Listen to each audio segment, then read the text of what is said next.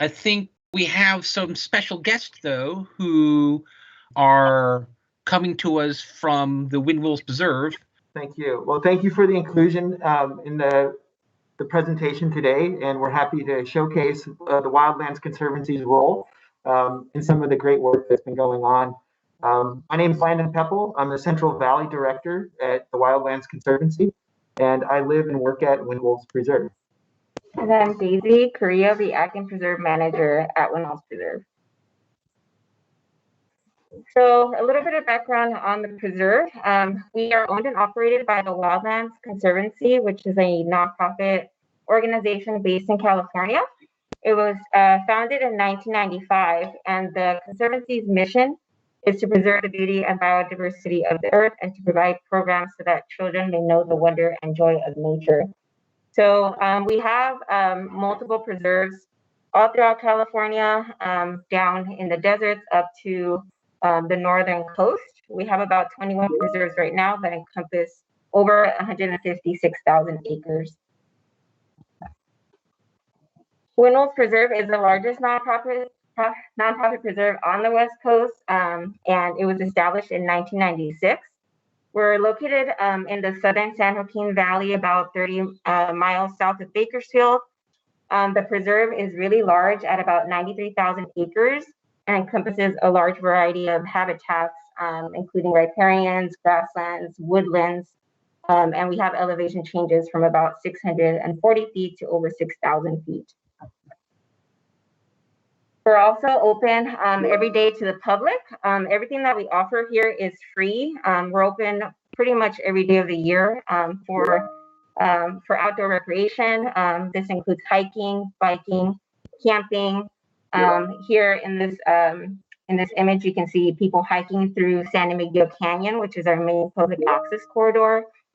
We have an image of our San Emilio campground, which is open for families, as well as somebody discovering some insects at our Discovery Pond.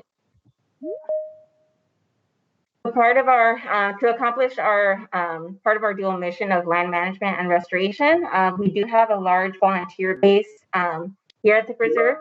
And so we have rangers and naturalists that engage with the public and teach them about native plants and animals, and demonstrate how to restore and enhance habitats at the preserve. So we also do, one of our biggest projects is restoring endangered big-toe cactus on the preserve.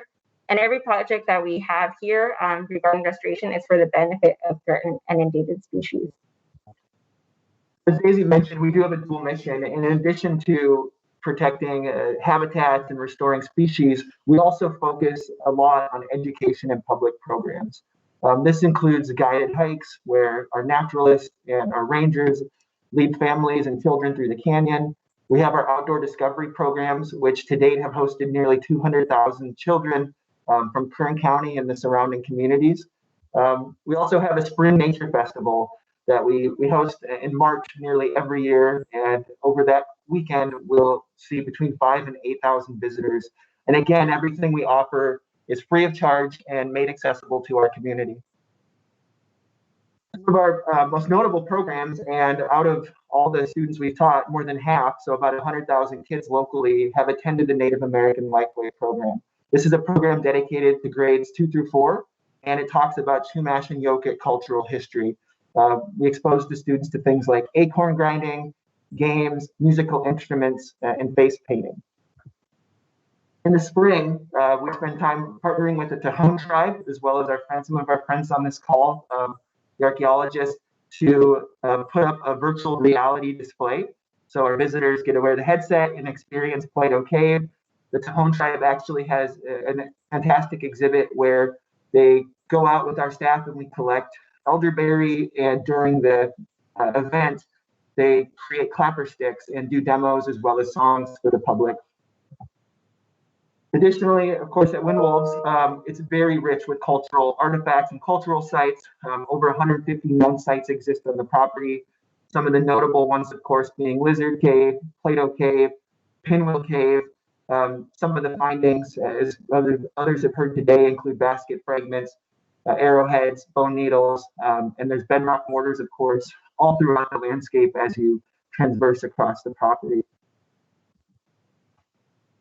A long history of partnering with researchers at Windwolves and other preserves, including, of course, archaeologists. We try to make our properties available for academic research. Of course, some photos here include some notable sites, excavations at Dominguez Flat, all the work that went around Cache Cave, as well as the photogrammetry and the whole plethora of studies that occurred at Plato Cave. And historically, at our campsite, working with Dave Robinson, we would host a field school with students from the University of Lancashire. And each week or each year, students would come out for about 6 weeks. And it was really an incredible experience to see a whole diverse range of scientists and archaeologists, young academics, as well as local folks coming from the Tejon tribe to participate in some of this world-class archaeology. And it, of course, taught our staff a lot. And we continue to learn from all the folks involved in the project. I think that wraps up the general overview of Windwolves, but we are open to any questions folks might have about Wildlands or the preserve itself. Great, thank you. Thank you very much for that. It's great seeing you guys too. It's awesome. It's good to see you. I do have a question that maybe other people might be wondering about. It's just since we've been working there, we've increasingly become much closer with the Tejon tribe and wonderful work that they do. Maybe can you talk a little bit about some of the work that you've been doing with the tribe? Absolutely. So we've certainly, with Sandra, who I think is on the call, and folks like Colin Rambo and others, have been developing and exploring, deepening our relationship to think about things like docent-led programs, review of some of the education materials, as well as having an open invite, of course, to tribe members to go out on the landscape and to see these cultural locations. And I'm optimistic, especially going forward, that we'll continue to enhance what we have to offer and to make that partnership even strengthened and more available to the public, because we have such an outstanding visitor base here. Great. Well, thanks, guys. Thank you for presenting that. It's I really miss not going there this year. Yeah. So we look forward to having you back, David, and everyone else, of course. Thank you very much. And the archaeology out there is phenomenal. And actually, there's been other sites that potentially have these solstitial arrangements going on there. You guys remember Jack Sprague did his work at the site called Lizard Cave years ago. But I want to get back a little bit to Pinwheel Cave and really get into what was going on there with the light show. And so Devlin Gandy, who's a doctoral researcher at the University of Cambridge, but he's a California native. He's been out there for many years, and he is going to do a presentation about the work that him and John Pacholo did in their discoveries at Cache Cave. Pinwheel Cave. Hello and good morning. My name is Devlin Gandy. I'm a PhD candidate in archaeogenomics at the University of Cambridge and a citizen of the Cherokee Nation of Oklahoma. Today, I will be discussing the astronomical connections of Pinwheel Cave. There's a lot to cover and not a lot of time, so let's dive in. To begin, Native Californians, past and present, are astronomers. Since time immemorial, Native Californians have observed the cosmos, incorporating the movements of the celestial realm into daily life.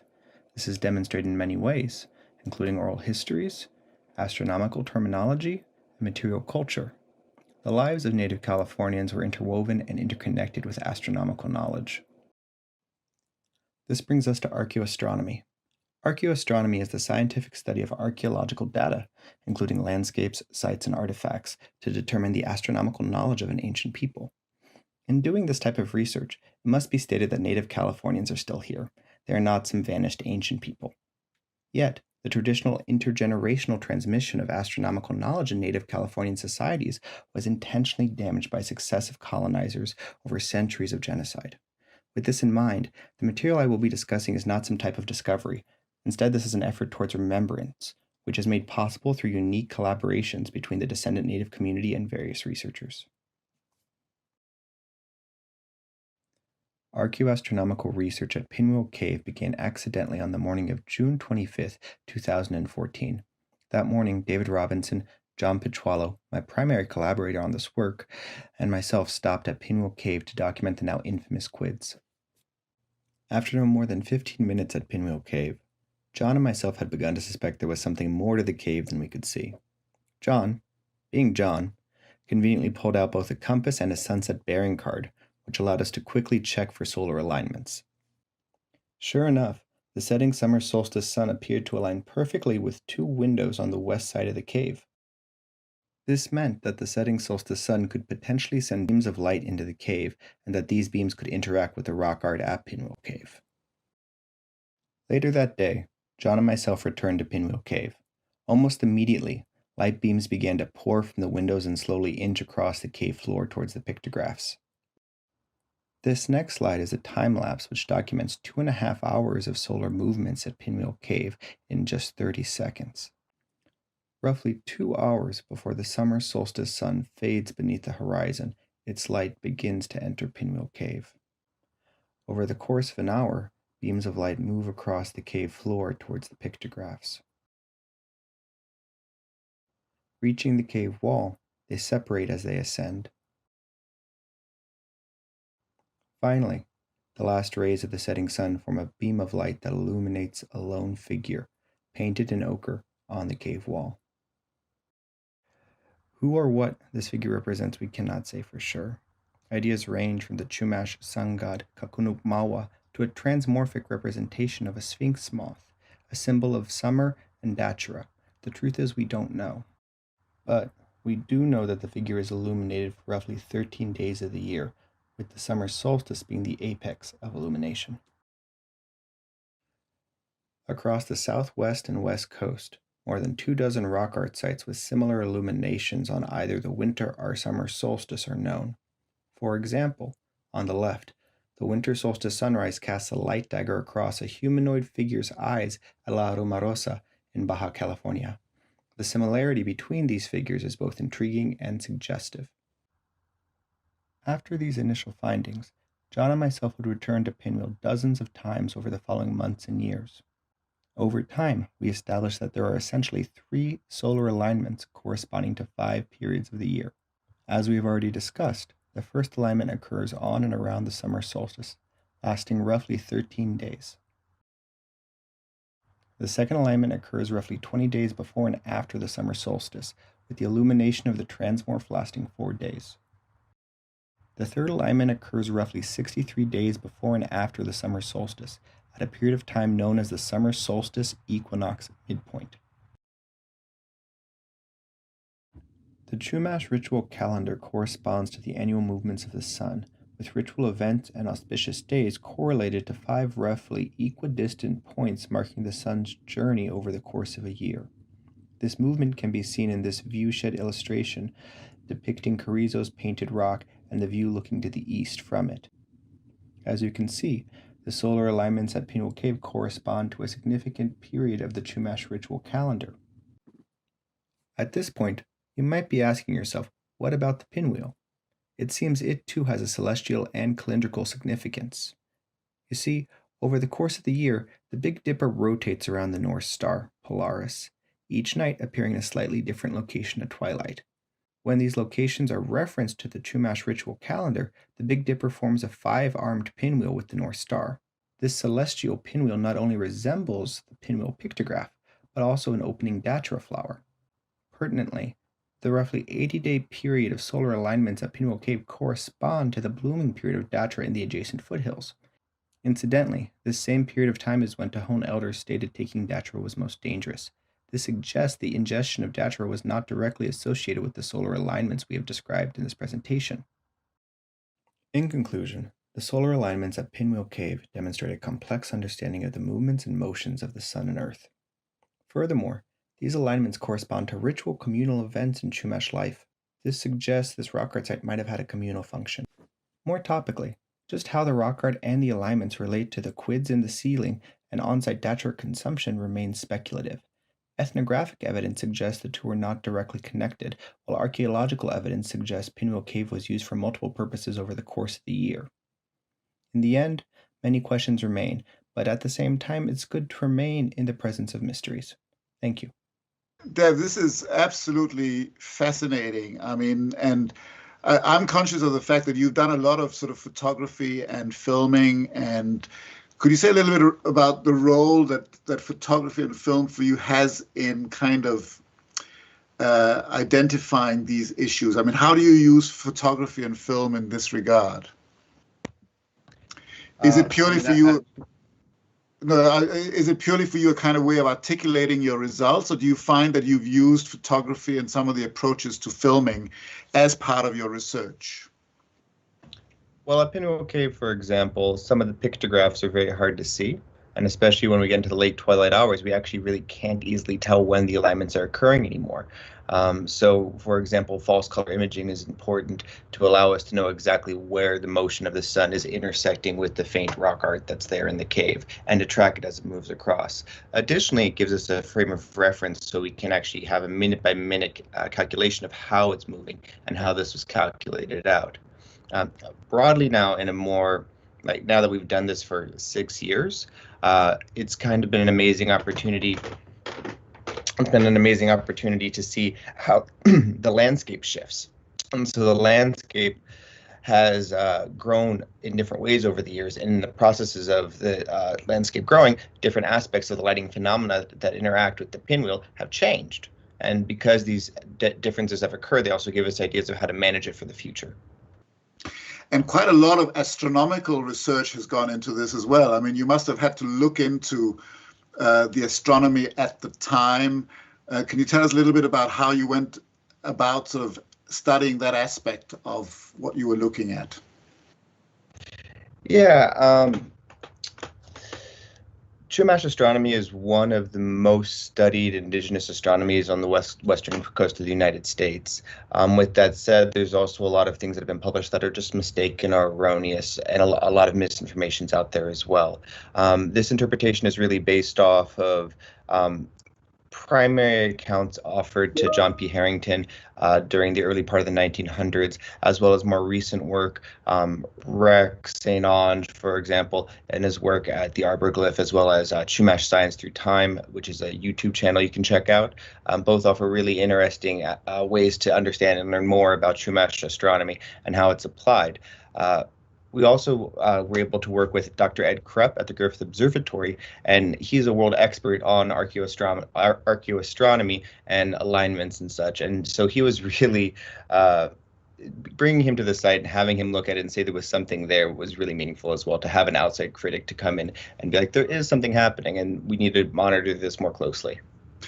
And given the amount of research in other parts of the world around connecting astronomy and astrology, do you see any evidence of a connection between astrology and astronomy in the research that you've done there? In terms of astrology is. Oh, go on. I mean, astrology really takes a symbolic take at the movements of the heavens and stars.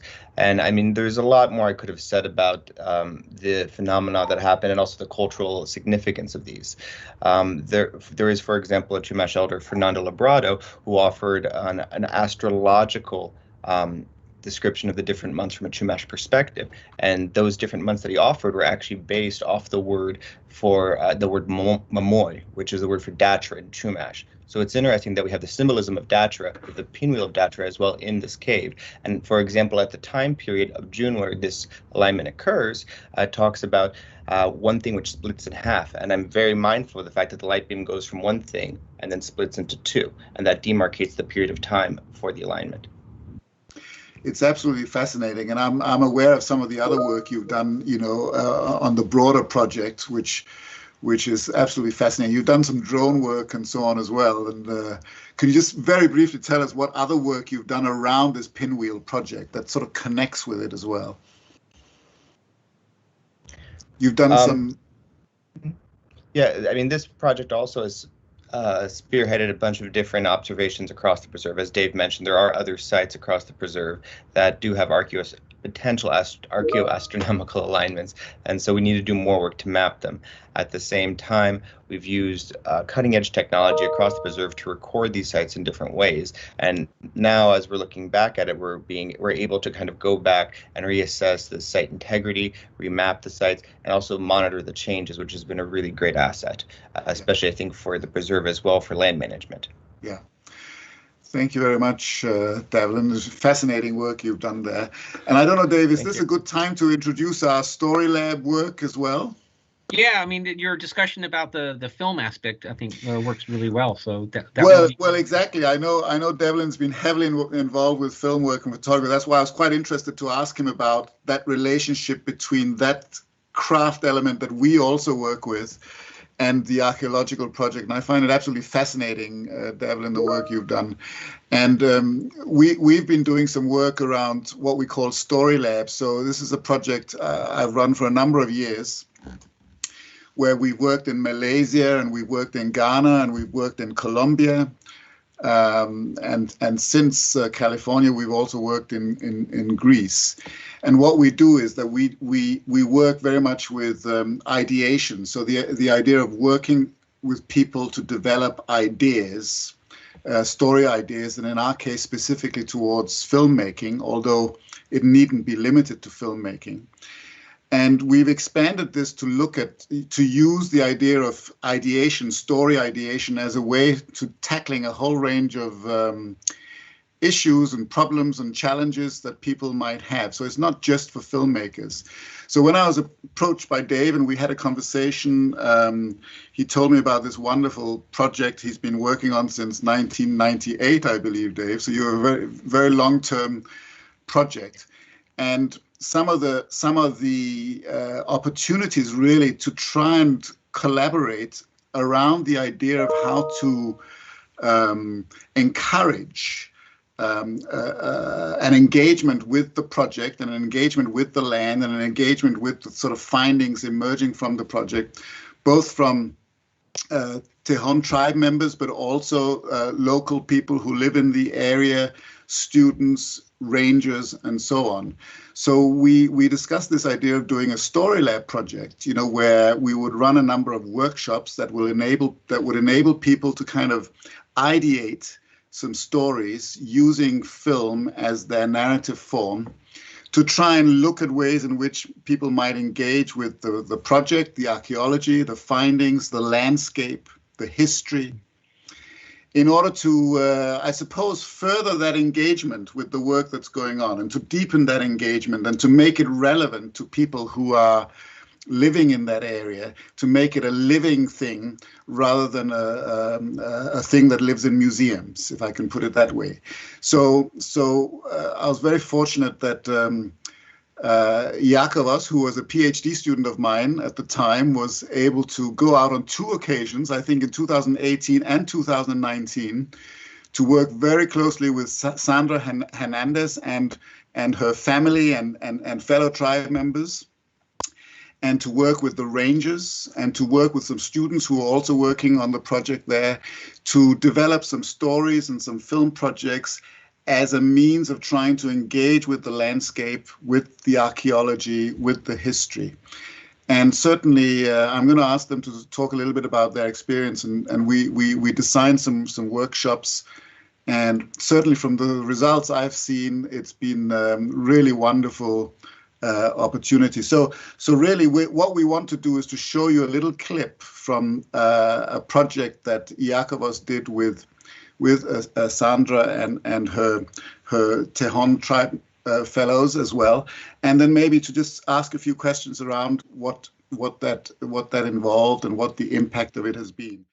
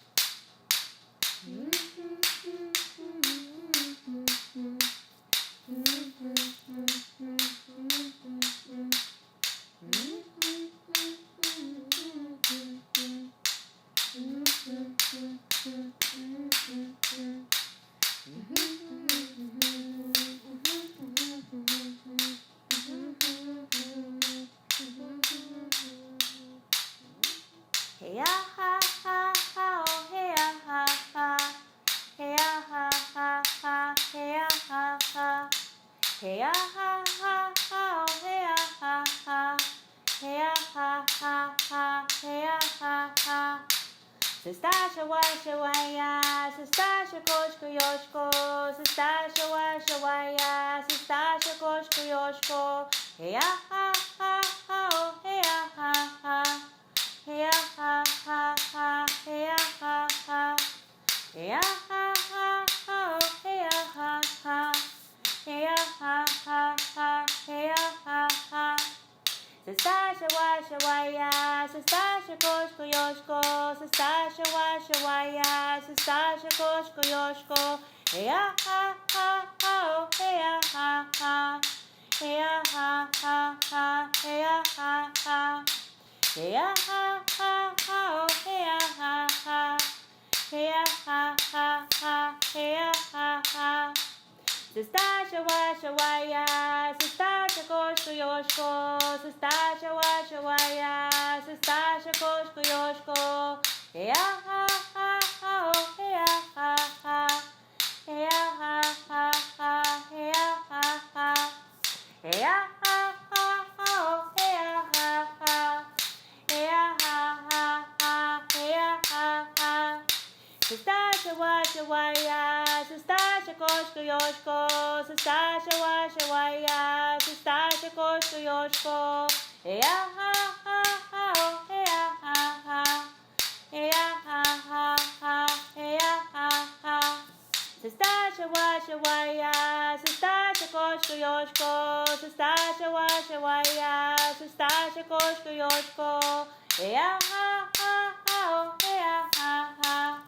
Hey ha ha, hey ha ha. Sestasha washa waya, sestasha koshko yoshko, sestasha washa waya, sestasha koshko yoshko, hey ha ha, oh hey ha ha, hey ha ha, hey ha ha.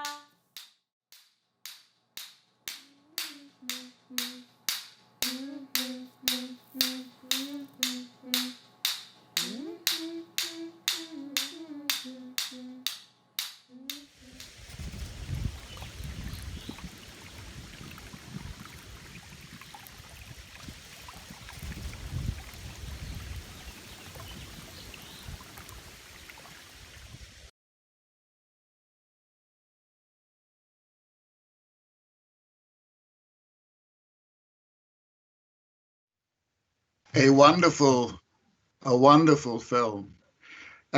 Before I ask Sandra about the impact of the workshops, Iakovos, could you say a little bit about how you went, what happened and how you went about it, and Yes. First of all, thank you for the invitation, and thank you very much, David and Erik, for this wonderful journey for the last 2 years and this completely life-changing experience for me. So as Erik said, Storylab created the notion of, I'm just going to add, created the notion of ethnomediaology, so a needed disciplinary approach inspired by practices in ethnomusicology and orthoethnography, and developed a series of workshops across the globe, from Malaysia to Ghana, Colombia, California, Greece. Storylab worked with local communities in order to create new solutions as well as fresh insights for the researchers based on 3 basic core principles: integrity, authenticity, and openness. So the workshops are based on ideation practices, as Erik said, which enabled new co-development and production partnerships and enhanced visual storytelling skills, better engagement with local cultural preservation, and deeper awareness of the opportunities in narrative filmmaking, thereby enhancing the voice of independent and marginalized communities. So in California, we were invited from Dr. David Robinson and his archaeological team. In the beginning, the reason of those trips was to explore through practice the discovery and development of a personal voice in the making of the Native American community films, and to understand practical ways in which ideas are shaped into stories. This goal is linked with the basic principle of Storylab, which is like the film democratization. So in the first year that we arrived in California, I noticed this amazing scenery, this amazing landscape. For me, it was completely life-changing and breathtaking. And I understood that this landscape was shared by 3 different focus groups. of course, the Native Americans, the naturalists, the rangers that were in the preserve, and the students, the archaeological students, that they were the first time, most of them, that they reached the preserve. So I thought it was quite interesting as an idea to do the same workshop with 3 different focus groups and explore the idea of the landscape and how they preserve it. So we got like 3 different final films from each group, and it was amazing, like how much each of the focus groups they were feeling about the land. They were connected about the land, even like the students that they just arrived in that. So I was quite amazed on that. The workshop schedule was in the idea of the ideation and the story development, and they all had to prepare a final film. And in 2019, we mixed the teams together, and we went from a different perspective, and all of us together we created a story, a final film. And the workshops were very focused also to a more exploration on the story development, but also in the technical aspect, in mobile shooting, and something that can be handy after we leave from California. And the final film is that from 2019. Personally, I want to say that this study also helped me to develop a different approach in filmmaking and to find the most spiritual part of myself that I had never felt before. And this experience, as well as my engagement with the Native American community, defined me totally as a filmmaker. So thank you very much, and I really want to pass to Sandra. Thank you very much, Iacovos. That's great. Sandra, we're very interested to hear, obviously, what you feel about the Storylab workshops and how those workshops might have impacted on your engagement with the archaeology and with the particular landscape. I definitely, the impact has been long lasting and far reaching, almost throughout this entire presentation, and everybody's part in what they have to give, over this land piece, this land mass. It's been very opening. I think one of the interesting things Iacovos just mentioned about were the 3 points of Storylab: integrity, authenticity, and openness. And I can't echo those 3 words into the feeling more than saying what Storylab did do for us. I think as a family, as tribal members, understanding that not only that we have a story, but we have the creativity to create a story. That, I think, was the most amazing. Being an adult who's kind of, I'm put in leader positions to do certain things a lot of times with my family, with my tribe. And this was very interesting because I was working with my children and I was working with my nieces, and to take a moment and to also listen to them, that their creativity has such credence and it's their story as well.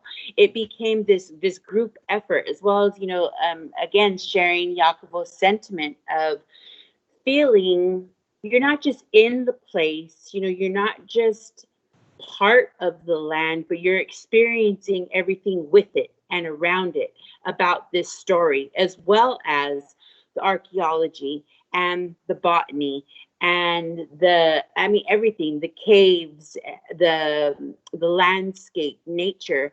And one of the things I'll never forget is when we were all out there and we were just getting ready to shoot the part where the 3 girls actually all danced together. I think that was also interesting for Storylab, recognizing that you don't start from A to Z. Sometimes your Z becomes your A, and your A becomes your M or whatever it is. So that was very interesting. But in this specific scene, when we had the 3 girls dance together, there were, at the same exact moment, there were 3 coyotes that were off to the south of us that kind of move across the landscape as you see them dancing. You only catch it, if you're really paying attention to the background. But it was in that moment that I remember I shouted out, hurry up and dance, because I could see that they were coming, and I knew that we were capturing something that was beyond that moment. It really was nature welcoming us and inviting us and telling us, you guys are all doing exactly the right things, and this is your gift. You get this gift of, these three animals, representative of what I felt was, the three dancers in that story. So again, short movie, but very long lasting in terms of, I was sharing with Jakobos the other day, I remember sitting with my niece and her trying to get the sound of the babbling crook just right. And, she's leaning over the creek, with her phone, and we're like, be quiet, because we're trying to get a certain something. And those feelings you can't remove, you'll never forget them. And I think the importance of this place and the convergence of time and everybody's scholastic aptitude and just the refinery, I think, of each of the academic disciplines and what this is going into. This has definitely been a project that the ancestors have saved for this time and place, and for all of these people to converge together. And Storylab, I think, was just a wonderful part of really getting to explore deeply the story that you have, and that there's still more. There's definitely still more to do. So we had a lot of fun.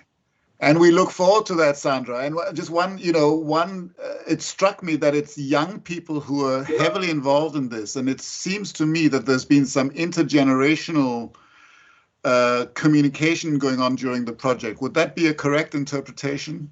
Absolutely. Like how I said, sometimes as an adult who's put in leadership positions, that's what you're used to doing. You're it, and you go with it. And to really kind of take a step back and appreciate those young people and appreciate their part of the story. And, there were certain things, and then they said, no, try it like this or do it like this. And, maybe at first I didn't want to, because that's the adult in me, but, definitely giving way to their creativity. It was, Storylab was a wonderful tool to cross those intergenerational barriers and appreciate their gifts and ideas and creativity as well.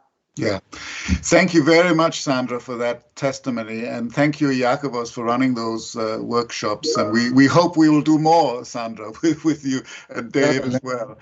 And, obviously we were making films, but there's another aspect of the kind of this kind of narrative and moving image technology that you've been heavily involved with, Dave, which is the whole, and I think you've experienced this as well, Sandra, is the whole virtual reality aspect of what you've been doing, Dave. And I'd like to introduce Brendan Cassidy, who's actually a senior lecturer at the University of Central Lancashire as well, a colleague of Dave and I's, to just talk a little bit about that virtual reality work that's been going on around this, which I think is very important work. So thank you, Brendan. I was approached by Dave to come and do some work recreating some of this great work that's been going on over at the Pinwheels Preserve, and I was asked to create a virtual recreation, a virtual reality simulation of the Plato Cave, which you may be aware they carried out photogrammetry analysis and recreated a 3D model of the cave. But yeah, the idea was to recreate this in VR to give an immersive experience of all the digitization of the archaeological site that has been digitized essentially. And could I just add that what we're talking about is a different cave than the Pinwheel Cave. This is a different painted site. Okay, yeah. So we actually use the same software that is used to create computer games. So we used a computer game engine called the Unity engine, and because computer games, that software is really highly optimized for creating immersive digital environments, and that's exactly what we wanted to do. So we wanted to leverage that technology, and that's exactly what we did. I actually have I have the VR headset here, so we could do a very quick demonstration, Dave, if that's something that you think would be a good idea. Okay, sure. So go for it. Yeah. So you should be able to see my screen on on the display there, if it's on spotlight. Yeah, we can see it. So you can see what I can see when I've got this headset on. We've got a main menu, and if we go to the cave scene here, then this is the Plato cave that Dave may be able to tell you a bit more about the actual archaeology of it. But this allows us to walk around. We actually walk around with a teleporter just to stop motion sickness. We can move around as well, but it's a lot easier to zap yourself to areas of interest and have a look around. Yeah, this is an example of a much more complex paintings, obviously, than like at Pinwheel, and it's such a phenomenal site. It has a really wide color palette and lots of layers of painting over the top of it. And the areas that you see where there aren't paintings that's where the rock surface has broken away over the centuries. But the whole cave was probably painted back in the past at some time. And the locals call this the Sistine Chapel of the Americas. It's such a phenomenal site. So there is, if you can see over there, those two panels, one of the things with virtual reality is we can actually enhance the textures. So these are the photo textures that were taken from the photogrammetry model, but we also have some different textures that allow us to see digitally enhanced parts of the cave, and we can actually see those in situ. So actually from the perspective as they were supposed to be seen, and we can see these difficult to see elements that you couldn't ordinarily see or even see in the real cave without the enhanced textures. Yeah, and I should say that this is Devlin Gandy's handiwork. Him and his team went and did this work at nighttime, photographing the entire cave, and then Devlin used these techniques called de-stretch, but to enhance different aspects of the light spectrum, which allows you to look at the art in different ways, so that parts of the suppressed, really fugitive elements, things that are really hard to see, the light enhances it so you can see it much better. But other stuff that you normally can see gets taken away. So you're able to really experience the cave in a way that isn't normally possible. And what does that thing do that you're holding there? So this is it's kind of like a flashlight that allows you to swap between the original textures and the enhanced de-stretch textures. So if you see an area of interest with the digitally enhanced textures, you can switch between the two quite quickly. It's a little bit of a like a little flashlight there. If you can see me holding that. Yeah. So maybe you can look at that big mandala symbol to your left that has potentially a sun painting on that. And so these are some of the more elaborate paintings you get in that part of California. And we think they probably represent the sun. We don't really know for sure. But you can see underneath it, there's this incredible painting, and it has legs and eyes and arms coming out of it. And again, it's one of these sort of transmorphic images. It's not representing any normal daily entity that you would encounter. So you're seeing these representations of some forms of power in the environment, some forms of power in the world. And so if that is a representation of the sun, or perhaps some people think it represents the North Star, these are not just impersonal, inert, elemental things. They're entities or personas that have real force in the world of your lives. And so this painting here in particular is a very famous one in California. So Brendan, maybe you could show them some of the other things you've been working on with the artifacts. Okay, so there's another scene here where we took some of the photogrammetry models from the actual excavations that were carried out. So were these from the Cache Cave site, Dave? Yeah, some of them are, yeah. Yeah. So with these, you can actually walk up to these and handle the basketry, usually. we just switch our view there. There we go. And we've got, this is the dark scene, so we can actually see these in different lighting conditions, and we can sort of look at these under different conditions. And obviously these are quite fragile things if they were handled in the real world, so we can handle these in without any worry of damaging the artifact, and open access to the public in a much safer way. And the Tejon tribe, as well as the Windwells Preserve, they have this same kit that you have. So, Sandra, I'm just wondering, maybe you can say something about how the tribe's been using some of this stuff in your own education programs? Sure. We showcased the virtual reality for a group of both elders and youth combined. And we had a small survey. I put a small survey together asking what types of things would you like to be able to view through virtual reality. And with this demonstration here with the baskets, this was definitely one of the favorites of our group. I think one of the interesting things that was just shared was, that normally we're not able to pick these items up, with our hands. We're not able to, examine them closely. And the first time one of my daughters took part in the virtual reality, she was hesitant to virtually pick up that basket. It took her several moments of feeling okay to be able to do that. And I thought that was so interesting, the reverence that, we have and hold for a basket piece, any basket pieces that are found or that are in museums, but for her to kind of take that in and still hold that in this virtual format. We had to keep reminding her, it's okay, you can look at it, you can turn it over, you can touch it, you can even drop it and pick it back up.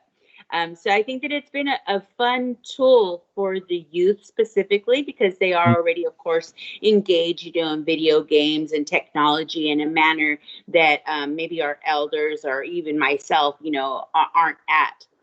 But even with the elder group, that was something that I found was, not all of our elders, that's an arduous climb to get up into that particular cave that we're showing with the art.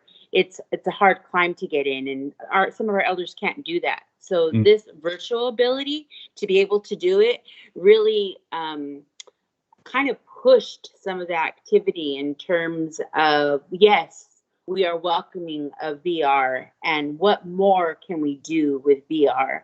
The inclusion of language specifically, like colors and or directional, will be something that we're moving forward there on the future on the tribe's end to work with this. But it's been a wonderful tool to, again, examine these items that have been, pulled from the cave. So we've really enjoyed the use of the VR.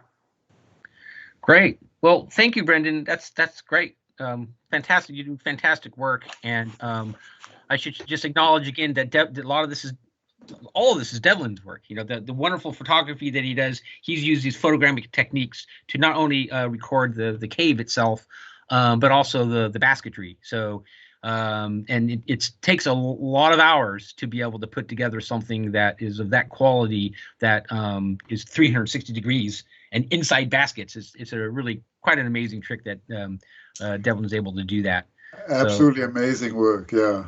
Yeah. Fantastically exciting. And as Sandra is saying, if it enables people who otherwise would not have access to actually getting close to these objects, it's a fantastic piece of work that's happening there.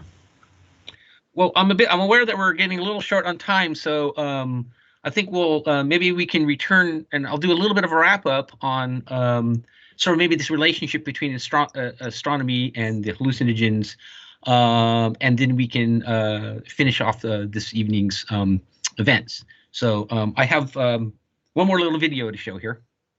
So the pinwheel painting probably is a representation of the datura plant, and specifically that of the flower as it opens. And we can suggest this because we have been able to identify that the quids do indeed contain datura. But the shape of the pinwheel is seen in the petals of the corolla in the moments just before unfurling. There is a tight, counterclockwise moving pinwheel shape that the petals come together to form just before the plant begins to open at sundown in the evening. But if you look in the cave, the two beams of light, like eye orbits scanning the back wall, entirely miss the pinwheel painting, instead focusing in on the transmorphic figure just as the light fades away into nighttime. This figure then is the focus of the summer solstice sunset event. And as a transmorphic figure, it is a combination of different elements, including a head that has two large eye orbits, just like those beams of light scanning the cave. On top of the head are two antennae that curl off, and the head itself is elongated, which is very reminiscent of the primary pollinator of the datura plant, which is known as the hawk moth, which has these large eye orbits, and it has antennae, and comes out in the evening just at sunset. So you can see in the cave there's this really interesting symbolism going on with the sun setting in the evening and scanning the cave. Just as the light begins to fail, the pinwheel opens, and it's at that moment after the release of the aroma that the hawk moths then are attracted to pollinate.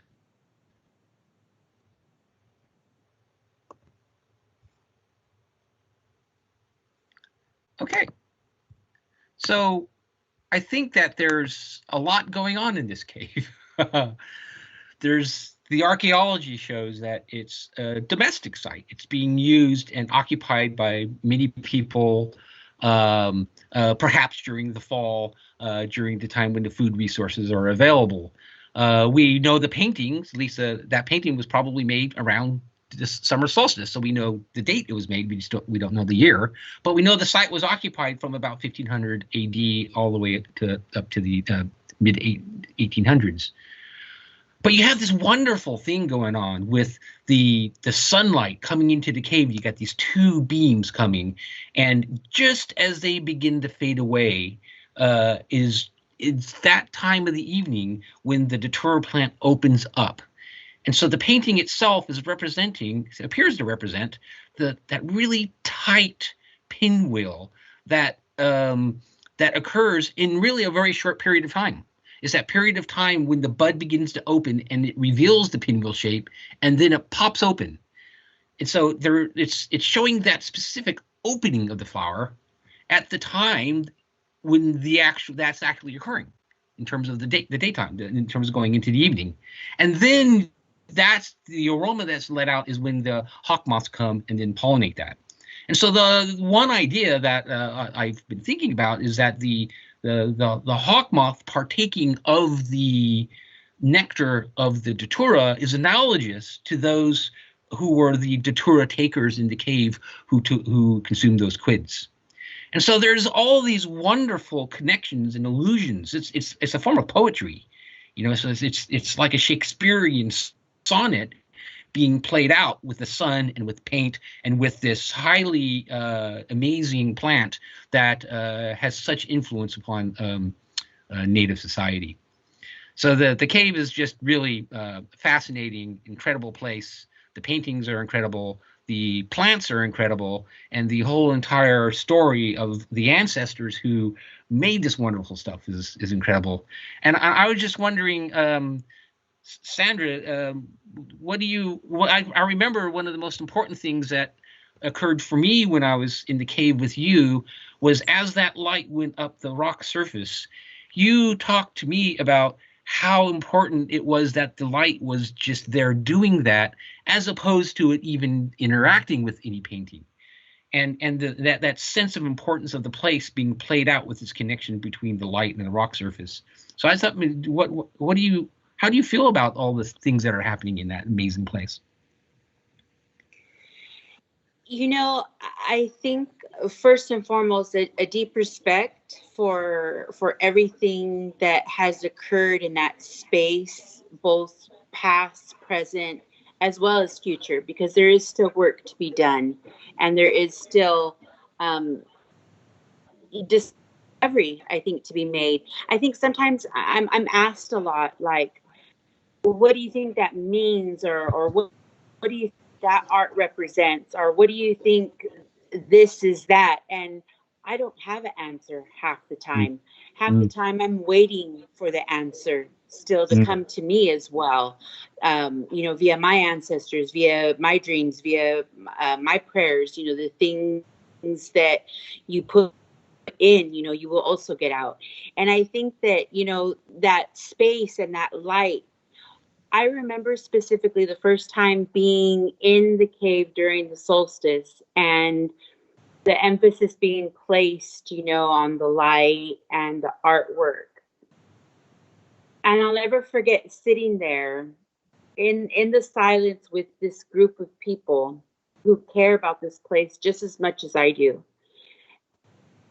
And the images that I was seeing across the entire cave had nothing to do with the light and where it was playing, and it had nothing to do with the images, you know, that the light plays off of. It was the cave itself. There were images all over the cave, you know, being marked, you know, that I could see animals' faces, old faces, young faces. And when I think about the cave, I specifically remember that instance the most.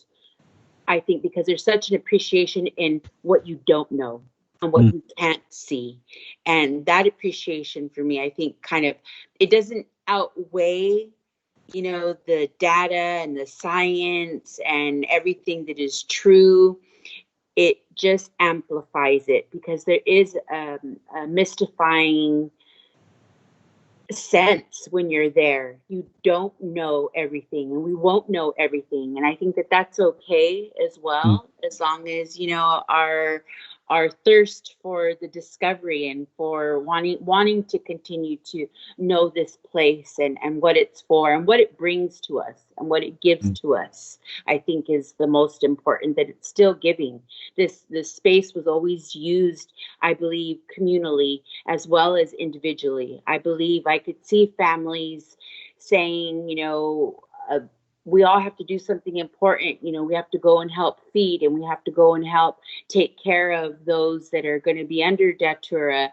It says in our tribal archives that when Datura was taken, that you were drunk like a dead person for 3 days. I can't imagine for 3 days you'd be there by yourself. You'd have your family taking care of you. You'd have those that were refined, you know, in that activity there to take care of you. And this space still being communal, I think, and still having that communal feel and what it gives to all of us differently, you know, in all of our aspects of work and our career. I think it's still giving in that manner. And it's a very special place. And I think that all of the components put together just continue to increase its specialness, and it's unique. It's unique. There's no other place like it. Yeah. Thank you, Sandra. Thank you. Well, we're kind of out of time, so I thought we could perhaps wrap this up, Erik. Yes, I've had a great time. Have you enjoyed this? Oh, I've thoroughly enjoyed it, and I hope everyone else has. And I think, you know, Dave, congratulations to you and the team. I think you have a fantastic international team of people here from looking at these issues and themes from different perspectives. Right through from the creative side, right through to the very hard sciences and everything in between. And I think it's been great to have an event where you've brought everybody together to share those different perspectives. So I would just like to say congratulations to everybody involved in this project. I think it's a wonderful project, and I hope you've got some really interesting steps ahead of you. I think you'll find that certainly from my point of view, and if I may speak for Iakovos, we're looking forward to working with you again as you move forward with this project. Absolutely. Well, we're hoping COVID will allow us to go out there at some point and we can all meet again at Pinwheel Cave and other places. Yeah, that would be great. Now we do have, there've been quite a number of questions. Mike, could you maybe pick a couple questions for us that we could maybe address? Have we done any archaeoacoustics? Yes, there has. I had a student who had a lot of experience with music and sound recording. He went out to the preserve and did a master's project and recorded, did different experiments at the site of Echo, which is a rock art site, and the site of Plato, which Brendan did the VR stuff with. And he did archaeoacoustical investigations at those two sites. We haven't actually done that at Pinwheel Cave. So yes, we have done that. And the interesting thing about Echo, the site that is a famous canyon for echoing, when you're at the rock art, the echo is less significant than when you're away from the rock art, which is kind of not what we were expecting. We were expecting more of an echo at the rock art. And at Plato, there's not really any echo effects, but there's really interesting effects that happen with the different tones. So Jake Hernandez, who's Sandra's son, he did some singing in Plato Cave for us, and it was recorded. And it was found that there's a really great low bass that comes out of that rock when somebody's singing. So it may be that some of these places had the sound qualities were culturally significant, as well as the rock and the paintings and whatnot. So good question. So the next question from Anna: have earthquakes altered the land and the solar alignments? Is Devlin still here? Maybe Devlin can address that. Are you still here, Devlin? I'm here. Oh, yeah. What do you think about the earthquake issue of like Pinwheel Cave? Very quickly, the San Emigdio Mountains are one of the more geologically active mountain ranges in California. The San Andreas Fault cuts right through there. With that said, the time frame that we're looking at for the archaeoastronomical alignments at Pinwheel Cave is relatively recent, and there's, outside of the White Fang quake and one other quake that occurred, we think, in the 1800s, there's not too many sizable quakes that have happened in the region, and neither of those quakes seem to have shifted the boulder noticeably. So in that context, I don't think earthquakes have specifically impacted the alignment noticeably at Pinwheel. We do have some evidence, though, that earthquakes have affected other sites. For example, a nearby site in Los Angeles called Burro Flats seemed to be impacted after the 1996 Northridge earthquake. Oh, okay. Cool, thank you. Any more questions, Mike? There's one or two more, but I actually think they've been, as we've been going through, questions were coming in early and they've been answered as we've been going through the presentation. So really those two were the only ones that haven't been addressed. Okay. Question of saying nobody wants to leave, you see. Nobody wants to end this. Right. But maybe we do have to end it. We'll go ahead and call time. And just I wanted to thank everybody for participating, everybody in California, everybody in Greece, Anna in France, and everybody here in the UK. It's been a tricky thing to do with this technology, but I think everybody really chipped in and did a great job. So I just want to thank everybody for your participation. Thank you from me as well. It's been great meeting you all. And I'm going to finish off with, I'm going to run a final short video that is an acknowledgement to everybody who sort of has been contributing over the years to this project. But once again, thank you. Cheers to everybody. Take care of yourself. Stay safe. Thank you. Goodbye, everybody.